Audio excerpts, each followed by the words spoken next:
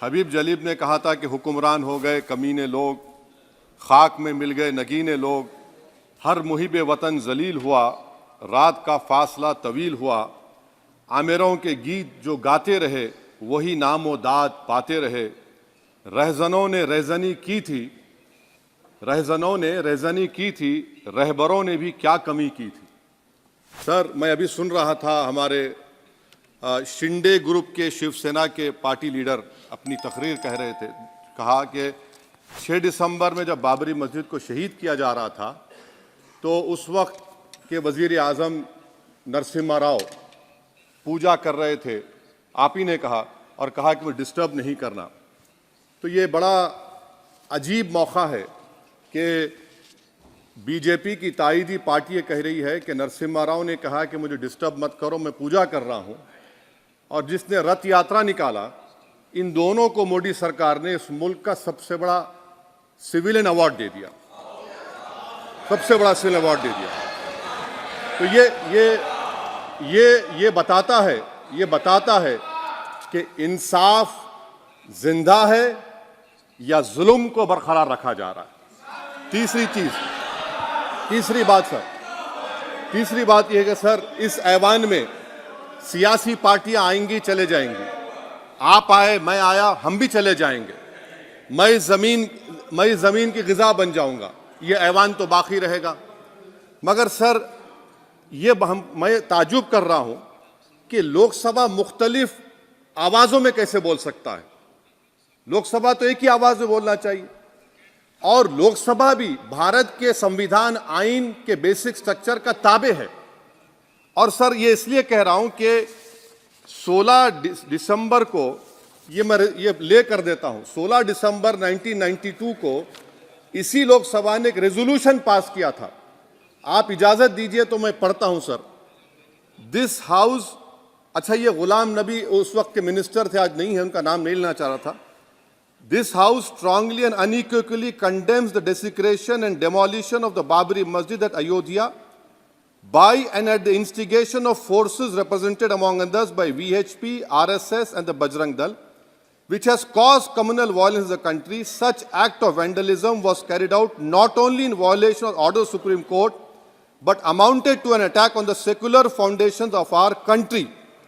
This House expresses anguish at the happenings and wishes to reiterate its resolve that it will ceaselessly endeavor to uphold the secular and democratic traditions of our country and for the maintenance of rule of law. और एक paragraph है, नहीं पढ़ूंगा।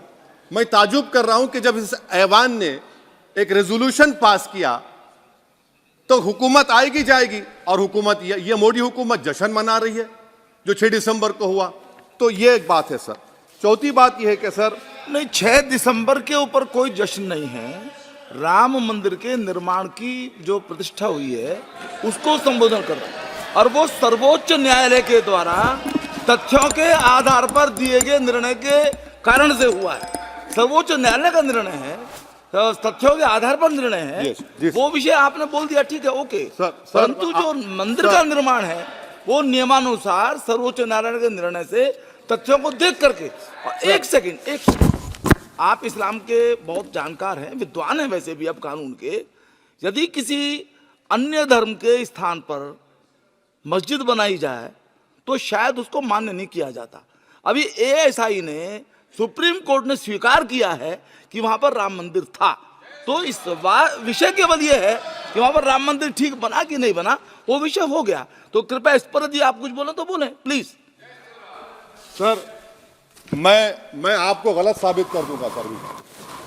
और मैंने रुक तो जाइए बड़ी इज्जत के साथ सर, मैं आपकी बड़ी इज्जत करता हूं सर। आपको मैं कोट कर रहा हूं सुप्रीम कोर्ट का जजमेंट, पैराग्राफ 1222 रोमन 17, उसमें लिखा गया है, the destruction of the mosque took place in breach of the order status को and the assurance given to this court, the destruction of the mosque and obliteration of Islamic structure was an egregious violation of the rule of law. Egregious का मतलब जो छोटी मोटी अंग्रेजी में आती है वो क्रिमिनल एक्ट कहा। और सर, आपने कहा था कि वहां पर मंदिर को तोड़कर बनाया गया, सर मैं आपके सामने ये तमाम चीजें लेकर दूंगा, सुप्रीम कोर्ट के जजमेंट के पैराग्राफ्स हैं जिसमें सुप्रीम कोर्ट ने एएसआई की रिपोर्ट को नकारा। उन्होंने कहा कि मंदिर को तोड़कर मस्जिद नहीं बनाई गई थी। सुप्रीम कोर्ट ने कहा, ये सुप्रीम कोर्ट ने कहा। अब और मैं रख दूंगा, आप पढ़ लीजिए, आप पढ़ लीजिए। अच्छा सर, मैं अपनी तकरीर पर आ जाता हूं, मैं अपनी तकरीर पर आ जाता हूं सर। तो मैं अपनी बात कर देता हूं सर।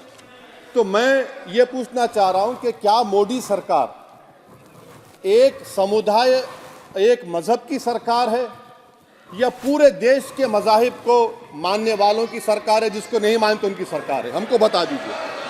क्या मोदी सरकार सिर्फ एक फिक्र और नजरिया हिंदुत्व की सरकार है? क्या इस देश का, इस गवर्नमेंट ऑफ इंडिया का कोई मजहब है? इस वतन अजीज सबके मजहब को मानता है। सर मेरा मानना है कि इस देश का कोई मजहब नहीं है। क्या ये सरकार 22 जनवरी का पैगाम देकर ये बताना चाहती है कि एक मजहब को दूसरे मजहब के मानने वालों पर गलबा और कामयाबी मिली? क्या आइन इसकी इजाजत देता है? क्या ये पैगाम आप जब ऐवान से दे रहे हैं तो 17 करोड़ मुसलमानों को आप क्या पैगाम दे रहे हैं, ये मैं आप पर छोड़ता हूं।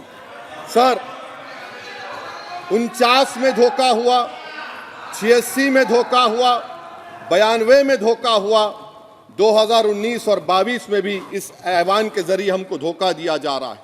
और अफसोस के साथ कहना पड़ता है सर कि मुस्लिम अक़लियत को हमेशा ये कहा गया कि तुमको भारत के शहरी बरकरार रहने के लिए एक बहुत बड़ी कीमत तुमको चुकानी पड़ेगी, और हम पर इल्जाम लगा दिया गया।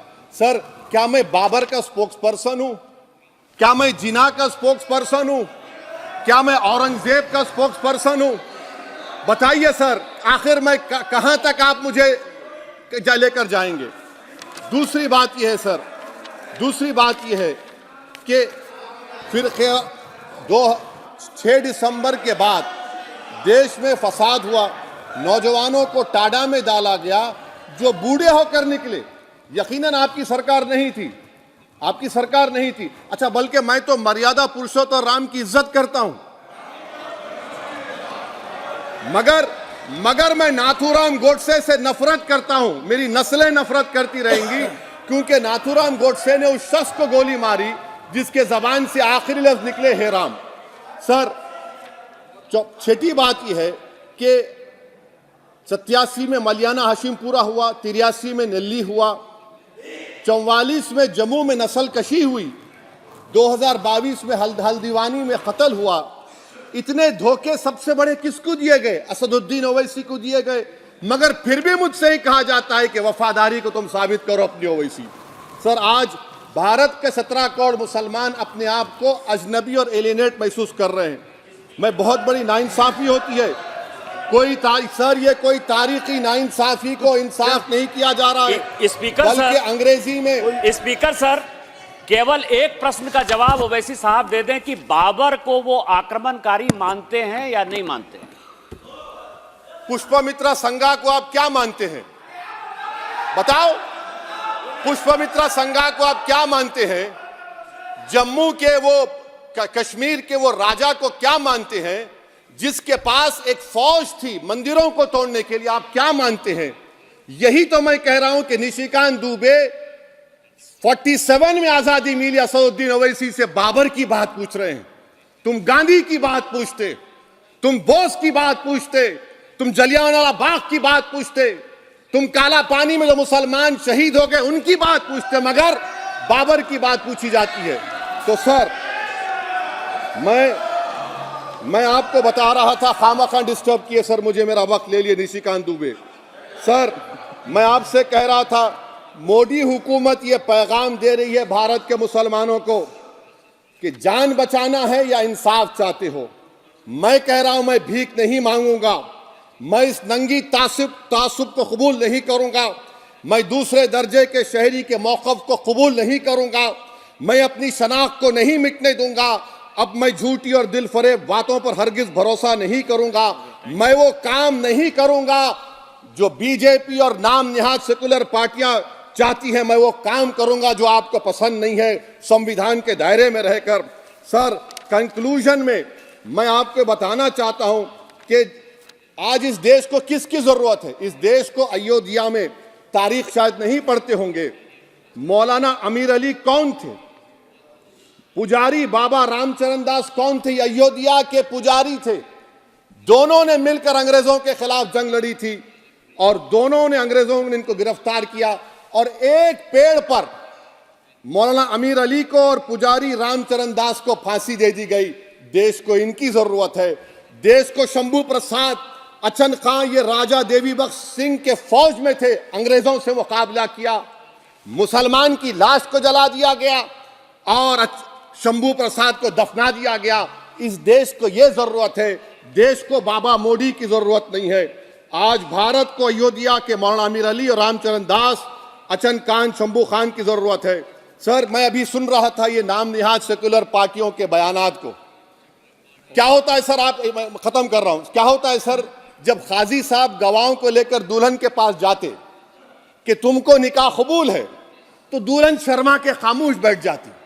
तो इनकी खामोशी रजामंदी की अलामत है। जी जी। तो सर, मैं खत्म करने से पहले यह बताना चाह रहा हूं कि जब वजीर आजम जवाब देंगे तो क्या वो भारत के 140 करोड़ जनता के लिए जवाब देंगे या फिर सिर्फ हिंदुत्व की फिक्र रखने वालों का जवाब, मैं खत्म कर जवाब देंगे। मैं ये देश, दुनिया, मुसलमान देख रहा है। सर, मैं आपको यह भी बताना चाह रहा हूं, आखिर में कंक्लूड कर रहा हूं सर, 1 मिनट चाहिए, 1 मिनट चाहिए सर। सर, मेरा मानना यह है कि आज मैं बहैसियत एक भारत के गयूर मुसलमान के, let me stand as a tall Indian Muslim and say that the light of Indian democracy today is at its dimmest today, sir. Sir, in conclusion, मेरी फिक्र में, मेरा ईमान मुझे कहता है कि जिस जगह पर मस्जिद थी, है और रहेगी, बाबरी मस्जिद है और रहेगी, बाबरी मस्जिद जिंदाबाद, जिंदाबाद, भारत जिंदाबाद, जय हिंद।